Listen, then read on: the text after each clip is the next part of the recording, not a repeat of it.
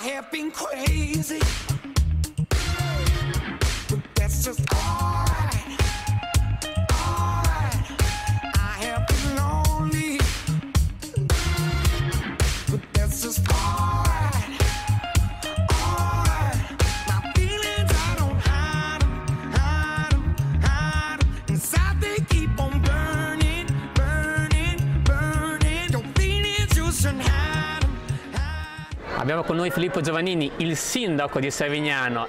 Questa è una cosa molto positiva ed è un avvenimento che ha diversissime sfaccettature, tutte molto interessanti. Innanzitutto quella che mi piace sottolineare di più è questo percorso enogastronomico lungo le vie Emilia, l'Alta Via, le vie d'acqua, per cui tutte le eccellenze del territorio vengono messe a sistema. L'altra cosa molto interessante è che è stata un'occasione per noi, per tutti i comuni che sono presenti questa sera, di ridare valore e spinta ad un marchio, quello del Terre del Rubicone, che era un marchio un pochettino sopito, invece per rilanciarsi, proprio perché crediamo che far sinergia e mettersi in rete, soprattutto nella valorizzazione culturale, enogastronomica e turistica, sia veramente il futuro. Per cui stasera ci auguriamo che vada tutto bene, perché la serata è bella e ci sono molte cose buone da assaggiare, e ci auguriamo proprio che sia la nuova start-up per Terre del Rubicone, per fare le cose assieme. Allora cosa ci suggerisci questa sera? Ma io devo ancora provare il mio percorso, però ho preso 2 coupon per il crudo, uno condito in una maniera, uno in un'altra. Il vino ancora devo partire. Va bene, allora continuiamo con la serata e buon appetito? Buon appetito e buona bevuta e buona serata a tutti, grazie.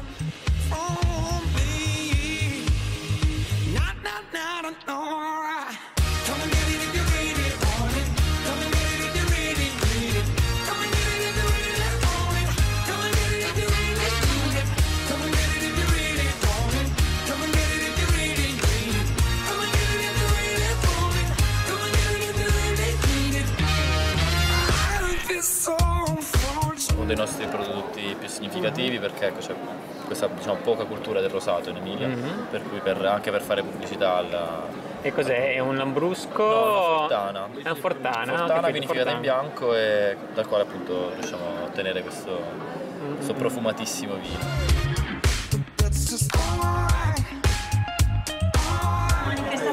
A Savignano, quindi un comune che si trova lungo la via Emilia, quindi è veramente importante.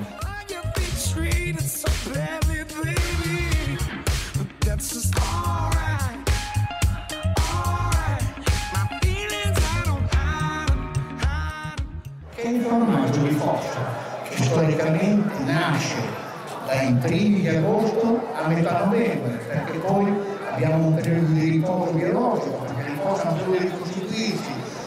Questa è la nostra cultura.